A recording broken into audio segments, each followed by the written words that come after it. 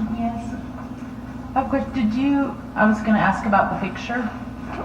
Yeah.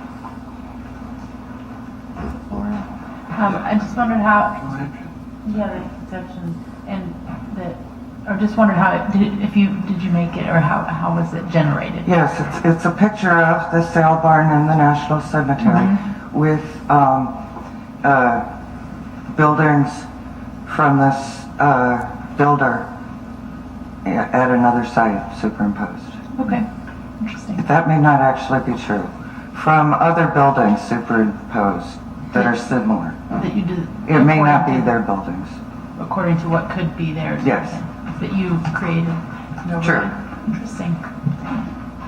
Hey, come on. Aubrey Shepherd, and yes, that ghostly picture that Lauren created with buildings 3 stories is sort of the way it could look. We don't know just what it looked like, but we'd hope they certainly build further away and leave more space from the National Cemetery if something like that were to be built there. The 12 acres sounds like a lot of land, but if you did it right, you'd leave a big barrier between anything that's built there, regardless, and the National Cemetery. It is a national shrine officially now. We knew it was going to be 2 years ago. We didn't use that word much, but we'd already heard through the grapevine that it would be declared that because it's one of the top in the country, the way it's kept and so forth. Its design originally went in a circle. If you look at the sequence of old maps of that part of the city, you can see from 1867 to 1937, when the sale barn went in, that shape hadn't changed very much. But at this point, it's changing as the RNCIC, with limited ability to get donations, and I think somebody said in the past if we got $10 donated to us as the Regional National Cemetery Improvement Corporation, we could have bought the sale barn by now. I mean $10 from each veteran who you would consider in this region, because National Cemetery means any veteran anywhere in the country could choose to be here.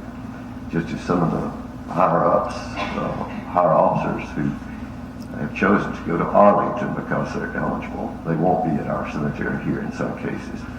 But many of them came to speak last time this issue came up. I really didn't, in the heat of things, I didn't feel like calling my list of old vets who spoke. Some of them I'm 70 and some of them were 90 2 years ago when they spoke. And most of you guys heard those things, what they said. On the Granicus system, the city still has, I think from 2010, the meetings still from the City Council and Planning Commission still exist online. I have put copies from DVDs on YouTube of several of the meetings that were held in discussion. So if we are given further time to think about it, I invite you to look at both mine and the ones on Granicus to hear those arguments. It's really difficult to imagine people any older than I am coming out in this heat to come speak at a meeting. And a lot of those guys came from out of town. And you can remember some of the things they said when they, well, I'll give a month of my Social Security to do that. Well, he wouldn't have to give a whole month to be a life member of the RNCIC. Just published a new list of bylaw trying to get new members, and for only $500 you can be a life member, and that's only half of my Social Security check, and I've already made that donation more than 2 years ago. And so it's really important that we think of this national shrine in the midst of Fayetteville and think of what it will be like. It might not be just like that picture, but I hope it would be, those things would be further back. I can't imagine anybody not wanting to put them further back. But anyway, with some of the community services requirements, if you put the buildings out toward the street and the parking inside, then they might want to put them that close to the street, and it might be required or something. But we certainly hope not. But it wouldn't take much to have bought this by now if a national fundraising, really a hard driving campaign had been conducted. And I'll apologize for not having the energy to do more of that, help with that as much as I probably could have during this period of 2 years. But at any rate, we're always going to need more sites to bury the men and women who go overseas to defend us. Whether we agree with a particular action or not at a given time, it appears to be happening a long time. And so it behooves us to look at keeping as much possible space open around that National Cemetery for the future as possible.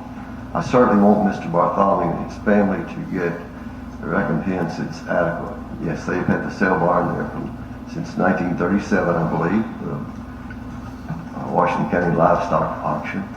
And I like going to it, and I like to eat in the little cafe. And I was disappointed he closed it about this time 2 years ago when he didn't have the permission to start something new. And I doubt he made much money from it. He had some cattle there, some horses at times, and when the National Cemetery was expanded over toward Hill Avenue and on the north edge, he allowed the contractors for the Veterans Administration to dump a lot of rock and fill and stuff that they had dug and changed around and use it for storage for their equipment and so forth. Maybe he made a little money from the VA for that, but certainly he hasn't made the money that he would if he had been still operating. And I heard recently there's a lot of cattle going to market because pasture's kind of short right now. So I wish you were open. I know there were a few people complaining about it, but when I moved to that neighborhood, I wrote an essay about the things to put online about why that neighborhood was so precious. And the sale barn and the National Cemetery were both important. I jokingly said, I believe some of you were at the meeting where I said something about that part of town should be sort of maintained for its agricultural heritage. And we had a piece of that agricultural heritage torn down in the past year or so, and they did a good job. It was very difficult to wreck it, if you remember. They were out there bang, bang, banging for a long time to tear down that very sturdy building. And that was a grain elevator previously. So anyway, it is changing. But some of the things that we change, our nostalgia never goes away, and other people look at a picture of it and say, well, why is that gone?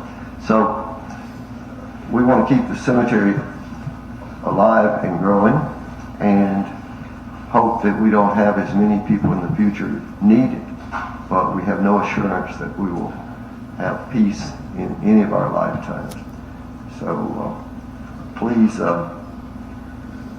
consider whatever you decide about the rezoning, to ask the staff when this becomes a matter of right for certain things to be built, that they do constantly think about what it will do to the National Cemetery as well as to the neighbors who live south of there where traffic easily could be overwhelming, and to the watershed of two streams.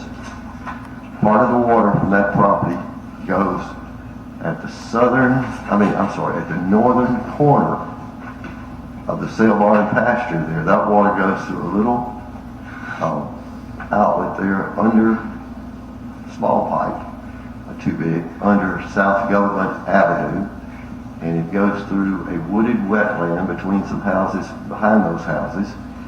And from that wetland, the water running on the surface now, it spreads out, soaks in when it's flooding, and as it gets down to the center of the new ground of the cemetery, it enters a pipe down there. And then it comes out, guess where? The place I've talked about the most over the last decade from our neighborhood, the Town Branch neighborhood. The culvert under 11th Street, streets are east-west in Fayetteville and north-south avenues in Fayetteville, opposite Springfield. But anyway, the water from part of the sale barn goes to 11th Avenue, 11th Street, comes out right below that bridge, or low water bridge, it seems most of the time now, and heads downstream toward Lee Kinberg's house, Mr. Sullen's house, and all the other houses that are very low and near the stream, and either got water in them or almost did, that close to getting in there several times this spring. It used to be a rare thing for the water to blow over 11th Street. It happened many times. Sometimes within 24 hours it would be up and over it, rain would subside, be back up. Police and transportation officers would be there trying to block traffic and keep people from getting swept away when they crossed. So I just hope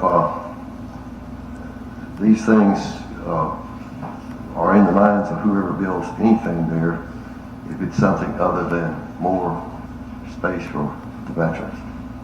Thank you. Thank you all. Who else?